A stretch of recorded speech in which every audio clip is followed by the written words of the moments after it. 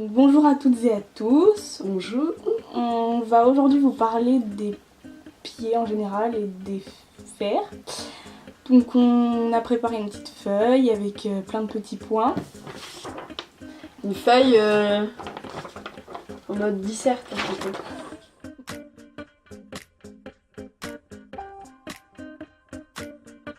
Bon, premièrement, déjà, avant tout, on vous met en garde, on ne veut pas faire de la propagande. Nous, on est là pour partager notre expérience. Pour vous parler de ce qu'on a vécu, de nos chevaux, de comment on les soigne. Et ça vous concerne aussi, mais après, ce qui se passe... ce qui s'est passé avec nos chevaux se passera peut-être pas avec les vôtres ou inversement. Donc, voilà. Parce que finalement, chaque cheval est différent, du coup, ça peut pas marcher exactement pareil. Ouais. Donc nous, tout ce qu'on veut, c'est le bien-être des chevaux et de leurs pieds.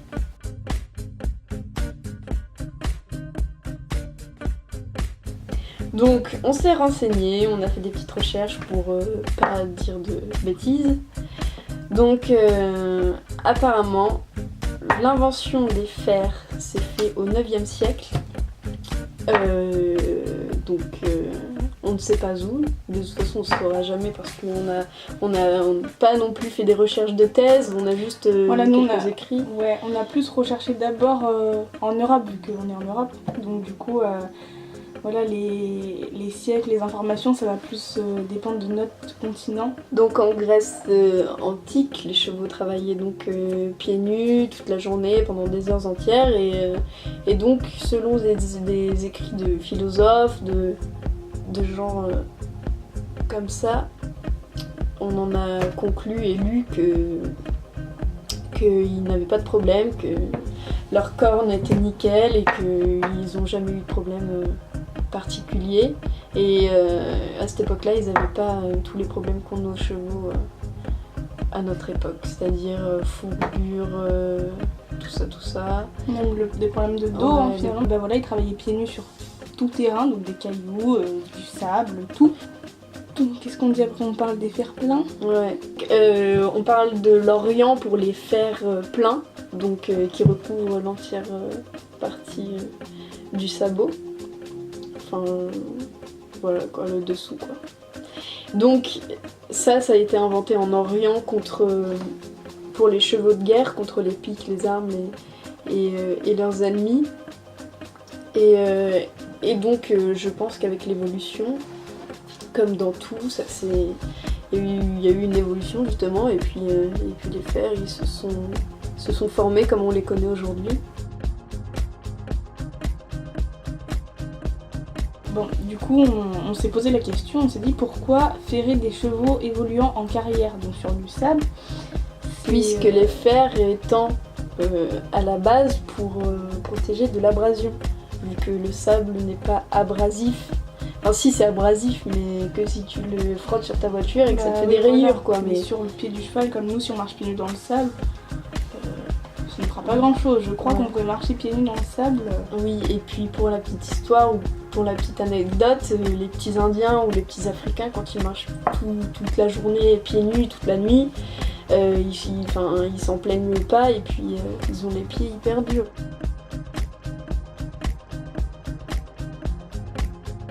Donc ce livre, c'est être cavalier de la fédération, ça concerne la Fédération française d'équitation, donc c'est un livre de galop, et en fait dans ce livre on trouve des informations sur les fers, mais vues par la Fédération française d'équitation. Ils expliquent que le fer, c'est nécessaire pour protéger en fait la corne du cheval, parce que sinon, si elle s'use trop, on doit mettre un support dessous pour que ça s'use pas, du coup, c'est un peu comme ça qu'ils pensent. Et donc nous, on n'est pas trop d'accord, donc c'est pour ça qu'on fait cette petite vidéo. Donc justement, on en parle tout de suite de notre rapport avec l'équitation.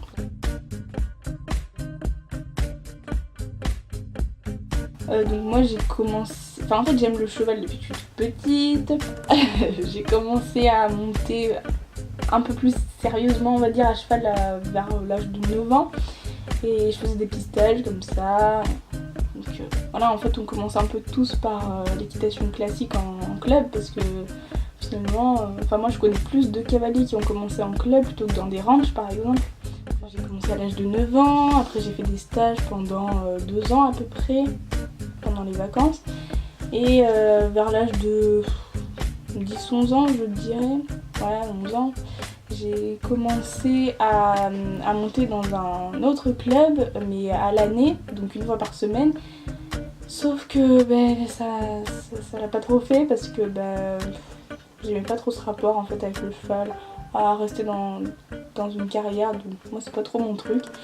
Et j'ai eu tendresse à l'âge de 12 ans. Donc du coup lorsque j'ai commencé parce que j'ai passé mes 2 galops, après je travaillais, quand j'ai changé de club, je travaillais sur le galop 3-4 et en fait à partir de là, c'est au programme du niveau galop 3 comme j'ai dit et du coup il faut vraiment savoir à quoi servent les fers et du coup on en voit beaucoup en fait, c'est une tradition, c'est comme on vous l'a expliqué, ça date pas d'aujourd'hui quoi, les fers c'est ancré et du coup on voit beaucoup de chevaux ferrés. Tous les chevaux qu'on voit sur la route, enfin moi souvent tous les chevaux que je vois faire des promenades sur la route qui sont sortis plusieurs fois par semaine, ils ont des fers. Pas la mienne. Enfin plus maintenant. Plus maintenant, parce que ça c'est encore... Non j'explique pas. Non. Tout à l'heure. Donc moi aussi j'ai commencé en club, mais moi aussi j'aimais les chevaux. Et puis ma mère étant marocaine, j'ai une culture aussi différente du cheval, puisque au Maroc on ne monte pas comme en France. Et donc j'ai commencé tout de même l'équitation en club. Au départ, j'avais quel âge, je sais même plus quel âge j'avais, tellement ça m'a... Peut-être 7-8 ans. Ouais, par là. J'ai commencé à cet âge-là. J'ai eu une mauvaise expérience dans le deuxième parce que j'étais un petit peu plus vieille et je connaissais personne, donc j'avais un petit peu peur comme j'étais jeune. Et donc à un moment, je suis allée dans ce club et puis il était l'heure de seller, de faire tout ça. N'ayant aucun galop et presque aucune expérience, j'ai dû seller seule et préparer seule. Donc je n'y arrivais pas puisque le poney, le poney menaçait de me botter à chaque fois que j'essayais de le sceller, donc personne n'essayait de m'aider. J'ai demandé à une fille, elle m'a dit oui j'arrive et je l'ai attendue jusqu'à la fin du cours. Et je suis arrivée avec mon poney en plein milieu de la carrière, j'ai dit oh aidez-moi et personne m'a aidée. Du coup depuis ce jour-là je suis pas remontée en club. Et puis j'étais jeune, hein, j'avais 10-11 ans par là. Et donc voilà comment ça s'est passé pour moi en club. Et puis du coup j'ai arrêté complètement. Mais j'ai arrêté complètement. Et après puis on vous expliquera comment. Ouais. J'ai gardé ce même rêve d'avoir mon cheval et de monter comme une cowgirl et tout ça, mais voilà.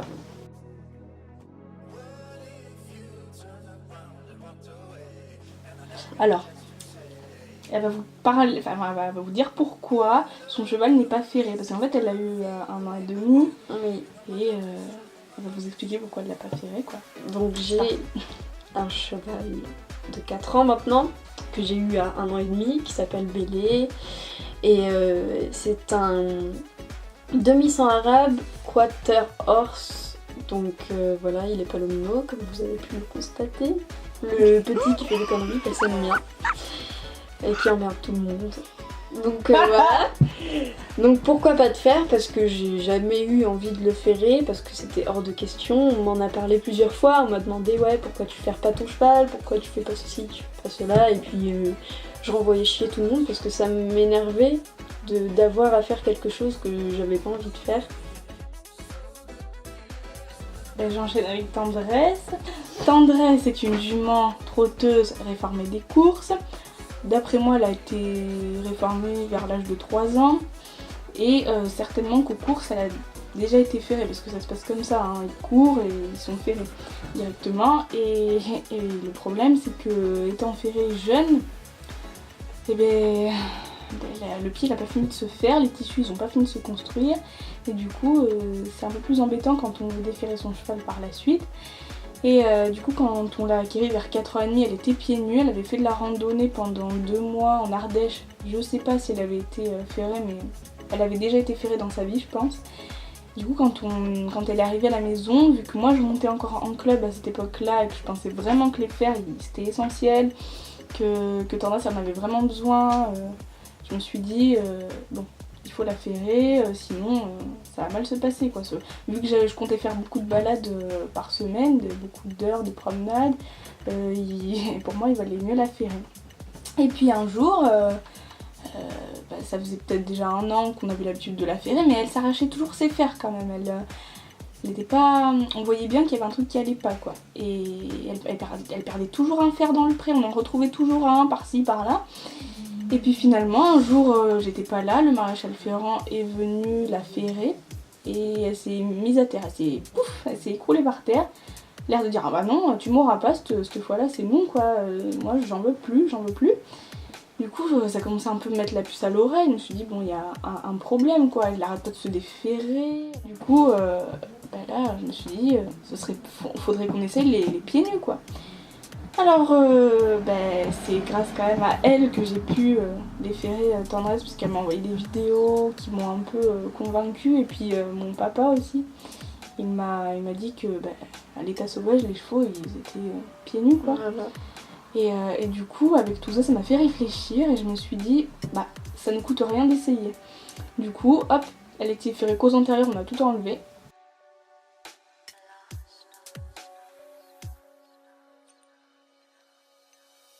Du coup on a essayé pieds nus. Alors vraiment les premiers mois c'était la galère totale. J'ai voulu faire une promenade qui faisait quoi, aller 15 km. Là je suis descendue, c'était pas possible. Elle était très sensible sur elle marchait que sur l'herbe. Que sur l'herbe, et elle boitait et suite à ça elle a fait un abcès. Un gros abcès parce qu'elle boitait mais à n'en plus finir. Du coup voilà, et le déferrage ça s'est pas très bien passé. Faut être patient en fait, si on veut déferrer son cheval, faut être patient. Et c'est avec la patience et la conviction surtout je pense. Que ça va marcher. Enfin plus ou moins bien, parce qu'il y a des chevaux qui s'adaptent plus ou moins bien. Et du coup Tendresse... pour moi, les tissus qui se sont formés dès le plus jeune âge, qui ont été détruits par les fers, c'est quand même problématique, parce que là, elle pourra jamais marcher comme son cheval par exemple, ça c'est sûr. Oui, mais ça se refera bien, ça se refera, oui, ça se refait petit à petit.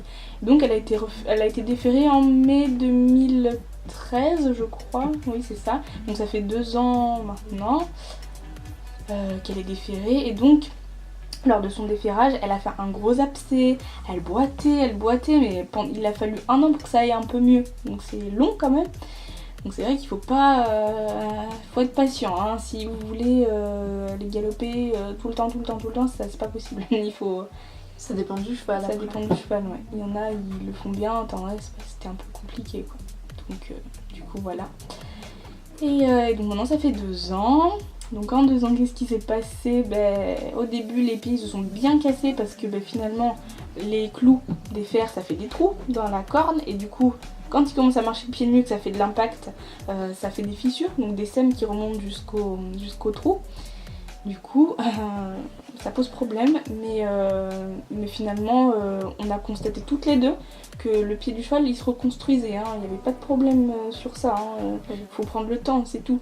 Nous, nos chevaux, moi j'ai déjà vu ma jument avec une scène assez importante, la sole bien abîmée, c'était bien abîmé, il en a tout le temps. Ouais. Et justement, c'est la régénération du pied, quoi. Du sabot, ouais. Faut vraiment que ça se refasse. Et du coup, maintenant ça va beaucoup mieux. Beaucoup mieux. Elle trotte, elle galope presque sur la route. Donc, et cet été, en 2 mois, pieds nus, avec une autre cavalière, on a fait à peu près 100 km pieds nus avec nos chevaux. Et donc cette jument aussi est déférée. Et elle a été ferrée. Elle a été ferrée, mais elle a dit non tout de suite, au moins c'était clair. Et ça va très bien. Elle marche sans problème, quoi. Ouais, elle marche partout finalement. Partout. Bélé, c'est un peu pareil, voilà, ils sont pas sensibles. Beaucoup moins sensibles que ma jument. Donc voilà. Et je regrette vraiment pas d'avoir déféré ma jument parce que je la sens bien mieux comme ça, vraiment. Voilà. Ouais. Il t'a fallu du temps, mais bon. Ouais. Et il lui a fallu du temps aussi. Et surtout que moi j'avais peur au début, je me dis oulala, faire un abcès, oh là là, ça va être n'importe quoi. Moi j'ai très peur, il faut la refaire. Je voulais quand même pas la reférer, mais j'étais hésitante. Hein, mais tu l'as protégée un peu trop à l'époque. C'est sucre d'orge. C'est son surnom, c'est sucre d'orge. Ouais. Voilà. Et Bélé, c'est passe-partout. Ouais, c'est ça, passe-partout, gros cat. Donc voilà, pour la petite anecdote encore. Pour l'évolution des pieds de Bélé, c'est cool en fait. Ouais. Il prend son temps, il fait tout seul, enfin, je laisse la nature faire et ça fait des miracles. Hein. Il avait des pieds moches, mais je me suis pas fait de soucis. J'ai paré une fois cette année. Une fois. Et c'est tout. C'était un moment où ça me plaisait pas, du coup j'ai fait venir le maréchal Ferrand, je l'ai paré, enfin c'était moi qui l'ai paré, mais voilà, je l'ai fait parer et voilà, ça s'est reconstruit, ça s'est reformé, c'était remoche, et puis ça s'est reformé, et puis là je suis partie en vacances pendant 2 semaines, et je suis partie en me disant que ce serait bien de faire un parage avant de partir, et en fait, en revenant, ses pieds, ils étaient comme neufs, quoi. Comme des pieds de bébé. Donc voilà, il a eu un abcès dans sa vie, et il l'a eu jeune en plus, mais son abcès il a crevé tout seul, donc enfin voilà, je m'en suis même pas aperçue parce que ses pieds je lui prenais de temps en temps et encore, du coup voilà. Comment soigner les pieds? Alors, comment soigner les pieds? C'est vaste, hein, comme... Ouais.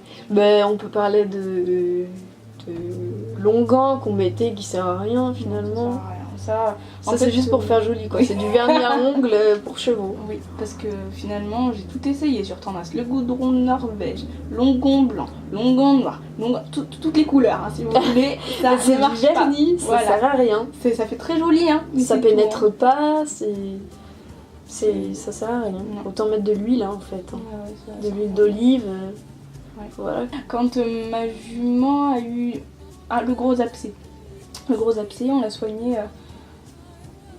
Moi j'étais pas trop pour en fait, mais de l'eau de javel. Alors moi je préfère largement le gros sel, enfin je trouve ça mieux, je trouve que c'est moins, ça attaque moins les tissus quoi. Pour moi, alors ça va désinfecter, l'eau de javel ça a désinfecté, mais je préfère le gros sel et l'eau quoi, bien dilué dedans, là c'est très bien. Donc l'eau de javel moi je conseille pas trop. Si vous voulez désinfecter le pied de votre cheval, prenez du gros sel et de l'eau tiède. Pas trop chaude parce que sinon il va se dire oula c'est quoi ça, et l'eau froide ils aiment pas trop non plus, mais quand ils sont dans l'eau chaude avec leur gros sel là, quand ils voient que finalement on leur veut pas de mal quoi, qu'on veut les aider et que c'est fait pour désinfecter, leur faire du bien, ils finissent par se dire c'est pas trop mal en fait, les pieds dans l'eau chaude, dans l'eau tiède c'est pas mal, donc ils restent quand c'est plaisant. Donc je disais quoi, donc mon maréchal Ferrand donc qui par ma jument m'a conseillé, parce que ma jument des fois il y a un trou qui se forme dans la corne, ça lui empêche pas du tout de galoper à fond, hein, vous inquiétez pas, il n'y a pas de problème. Donc en fait pour la soulager on va dire, pour que les cailloux ne rentrent pas encore dans la corne encore et encore, on met du coton et vous pouvez mettre de la bétadine, vous pouvez mettre, enfin moi j'ai essayé plein de choses, hein. Je lui ai fait un soin de dingue un jour, j'ai essayé de lui mettre de l'argile, du miel, et ça lui a fait beaucoup de bien je crois, parce que franchement il n'y a pas eu de problème. Donc voilà, du coton avec de la bétadine, que vous laissez maxi 1 ou 2 jours, après il vaudrait mieux l'enlever et renouveler. Parce que ça peut s'infecter aussi. C'est pas très hygiénique quoi. Donc Donc voilà. Et un truc bien aussi, c'est que pour un sabot bien propre, il faut qu'il soit court. Pas non plus trop court, mais voilà quoi, qu'il soit pas long, énorme quoi. Sinon... Mais de toute façon, ça peut pas être long, énorme, puisque ça se Ouais. casse au bout d'un moment. Ouais. C'est Enfin, il y a obligé. quand même j'ai vu des vidéos d'un cheval qui avait une corne comme ça, en escargot Ouais, presque, ouais. parce que il s'était jamais fait pareil, puis il était toujours sur de l'herbe, donc ça évidemment, Oui, voilà. ça durcit pas la sole, ça Oui, casse pas la corne. il faut toujours que... C'est comme si tu marchais sur des coussins toute la journée, tu vois. Ouais. Il faut que quand même ça râpe. Ouais. La route, c'est bien pour Ouais, ça. c'est très bien. En fait, c'est un peu les chevaux sauvages. On a comparé avec les chevaux sauvages, même si ça n'a rien à voir. Vous allez nous dire, mais oui, mais des chevaux sauvages, c'est pas pareil que les chevaux qu'on a à la maison. Non, ça c'est sûr. C'est sûr, puisqu'on les surprotège, on leur met des couvertures anti-neige, on leur... Enfin, voilà. Alors que le poil du cheval, c'est vraiment fait. Quand il y a de l'eau, ça pénètre pas dans les poils, à moins qu'on le shampooine. Et donc ça, c'est Oui. faut pas le faire trop souvent, parce que c'est pas très bon pour leur peau et leur poil. Mais voilà, la couverture, nous on n'est pas pour non plus. Moi, Thomas, elle a une couverture de dingue, elle a une couverture épaisse comme ça. Et je lui ai mis 1 an, et puis finalement ça lui sert plus parce qu'elle en a plus besoin, parce que la neige et la pluie ça ruisselle sur ses poils, c'est fait exprès, ça pénètre pas dans la peau.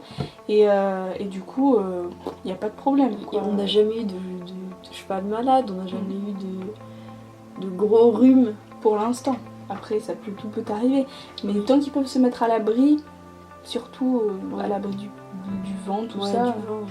ça, il n'y a pas de problème. Oui, Après, ils s'ils ont- sont ils pas ont à des l'abri, abris. là, Mais avant, à la première pension où était Bélé, il n'avait pas du tout d'abri, voilà, il est pas mort. Hein. Non. De toute façon, même voilà, les chevaux sauvages, c'est notre référence. Donc, Et puis, moi, je vais passer le livre, Le silence des chevaux de Pierre Hénaff. Alors, il est beaucoup critiqué par certaines personnes. Alors, je dis pas qu'il faut tout retenir, parce que je dis pas non plus que Pierre Hénaff a raison sur tous les points, mais moi j'ai trouvé beaucoup de choses dans lesquelles je me suis retrouvée avec Thomas. mais il faut avoir l'esprit ouvert, il faut se renseigner, il faut pas toujours justement ne rien vouloir apprendre. Bon, On voilà. vous dit au revoir, À plus. à bientôt dans une nouvelle vidéo, et surtout, n'hésitez pas à nous poser d'autres questions, Ouais. à nous demander des explications sur nos chevaux, parce qu'on vous répondra volontiers. À Au bientôt. revoir, parce qu'on vient du Schnorr. We got London on the track. Ay, see me and these niggas ain't the same. I got chain on top of chain. These just up crazy shoot game. Take the whoop, blow the brain. Hood stop, they know my name. Fuck up, blue flame, blowing up tight. Sick car, sick range. Pussy nigga keep hang. They gon' change it down thing. Lil' pocket got a physical right pocket, much stain. Why these niggas tone pistol? They won't shoot it in the rain. Damn. Lord forgive me for my sin, bow my head and pray. All my niggas going in, shout it no blue gate. 100,000 to the dealer, that was yesterday. Count that can, count that skrilla, nigga, underlay. Underlay. We ship it out of town and show up underlay. Underlay. And if you got the cash, I pull up Hey, underlay. this $100 cup, this $1,000 bottle, this a 2014, this a brand new model. I'm in diamond every Monday, I'm in low counting money. Man, I might just book a shunny, just to tell her that I want it. Got my pocket full of cash, got a little shorty shaking ass. Man, I'm geeked up, probably got them bitches on the molly. Got my nigga right beside me, he a rich nigga too. I know some nigga that owe me money, better pay me for I shoot.